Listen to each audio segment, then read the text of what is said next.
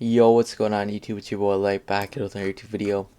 And in today's video, we're going to be doing another one of these DC MCU concepts, replacing the MCU with DCU concepts, basically.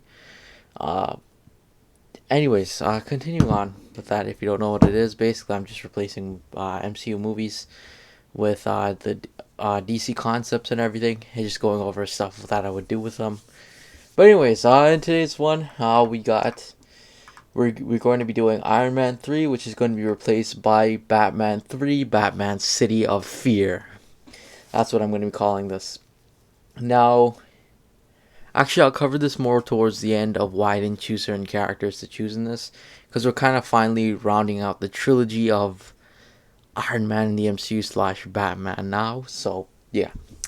Anyways, let's go over the quick casting wise. So returning cast members, Jake Gyllenhaal, he's returning as Batman. This is like his 5th movie as Batman or something like that. Oh, and this is part 8 or 9, I think. Nightwing wise, Nightwing is Dylan O'Brien. He's playing Nightwing. Mr. Freeze is being played by Giancarlo Esposito. He's returning from the other movie. So, yeah, that's pretty cool. Batman Vengeance.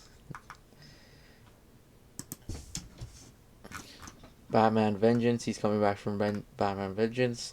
And then Scarecrow's coming back, who's being played by Bill Skarsgård. And in terms of new characters that I've gotten, I have Bane, who's being played by Dave Bautista. I purposely chose Dave Bautista as Bane for a little bit more comic accuracy. I think Dave Bautista can do it, like play Bane really well. I think he has the good acting chops, and plus he looks the part, so that's really cool as well. I plan on making him like completely comic accurate in terms of like that black and white with red eyes face mask. He's gonna be wearing that, as well as he's gonna be considerably bigger. I think I might do like some sort of CGI version of him. I know that's not realistic in a sense, but I'm not gonna make him like super big, but I'm gonna make him at least bigger, a little bit way bigger than the Batman, to say the least. It's gonna be a lot more comic accurate in the sense. Uh, and actually, two new members, I guess, of the Bat family is coming, and it's gonna be Tim Drake, who's I would say about 15, 16 years old, as he's about to become the new-ish Robin. And he's going to be played by Asa Butterfield. So I thought he can do a really good job. He also looks the part too. I think he can do a pretty good job as a Tim Drake. And then we have Barbara Gordon, who's coming back, and she's going to be played. She's going to be played by Sadie Sink. I picked her on purpose because she fit the age. I wanted Barbara Gordon to be at least 16, 17 years old. I would say like about a year older than Tim Drake, I would say. So they look very close in age. I know that's not really comic accurate. Like, technically, it's supposed to be Nightwing and Batgirl, who are this, like, very similar age. But honestly, I felt as if I wanted to do something a bit different. So I decided, why not make Tim Drake and Barbara Gordon similar age? So instead with that. Uh, yeah, anyways, let's get into this. Let's get into the main key points and the concept and the plot and everything.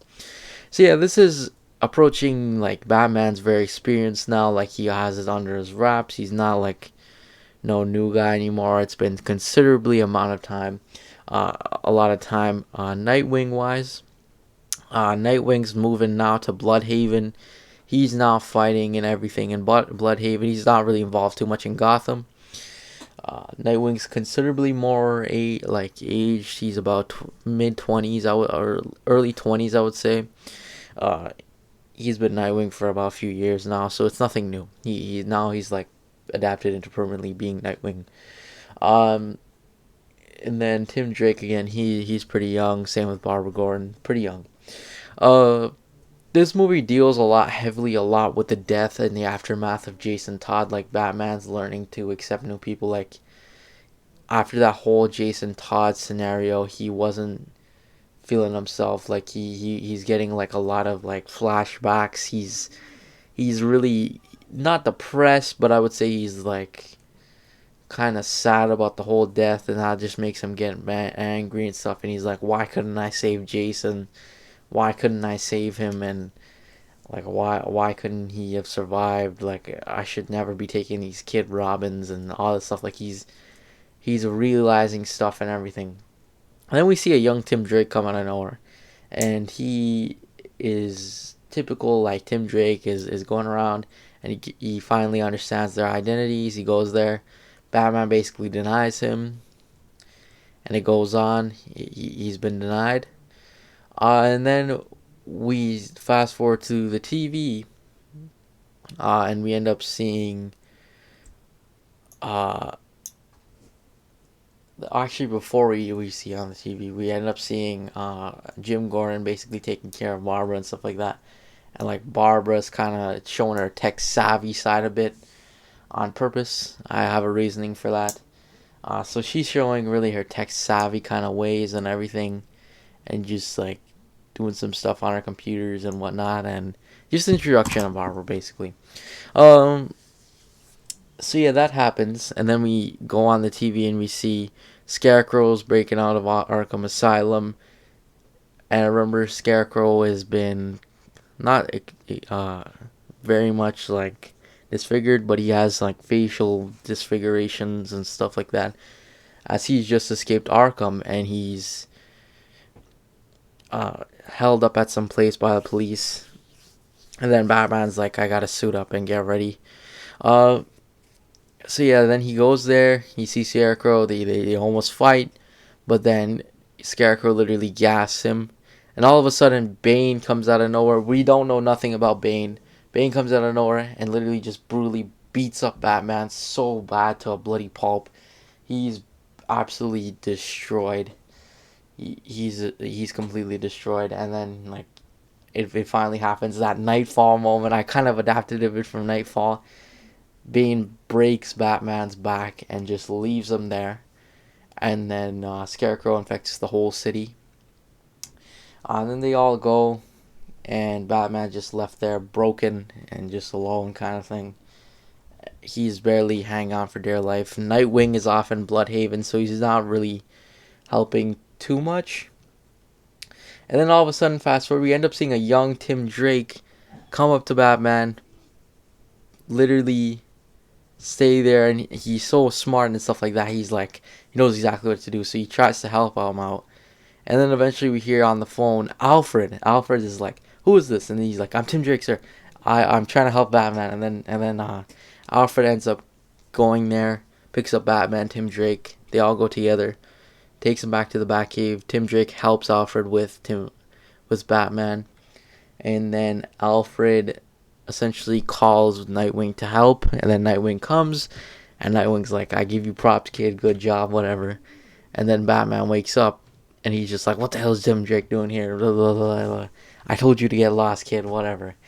And then Nightwing and Alfred explain, and then Batman's just like, "You gotta get home." Like, he's still mad from the Jason Todd thing and everything, and it's kind of scarred. So he's literally like, "Tim, like, leave now, or hide away in the Batcave or something until this clears up." And then Batman starts healing his back, all that comic book stuff, healing himself, just magically healing a broken back like that. So then that happens, and then he suits up, gets ready, and he suits up, he gets ready, and he proceeds to go attack Scarecrow and Bane, basically cleaning up the street. The streets are filled with a bunch of crime. Like, a lot of people are gassed with fear toxin and everything. And then Batman realizes something, that what he needs to do, and he tells Jim, who is now held up. Barbara Gordon's there and everything, and she's just utilizing some stuff, and then finally Batman realizes he needs somebody's help to counteract this fear toxin. And who does he go to? None other than Victor Freeze himself, Mr. Freeze. He goes there, and he literally reasons with him, telling him, Nora wouldn't want you to do this. Like, come on, I can help you, especially too with saving Nora and everything. And Mr. Freeze, after a lot of convincing, he agrees to help. So he basically creates some sort of potion to counteract the effects of the fear toxin, and basically helps Batman. So then now Batman, Nightwing, and Mr. Freeze all depart for the city, and literally just Mr. Freeze is like gassing up people with the new anti-serum, and Nightwing's just kind of like defending and beating them up. And then Batman realizes like this is what he's got to do alone to go fight Scarecrow and Bane. So he decides to go and depart.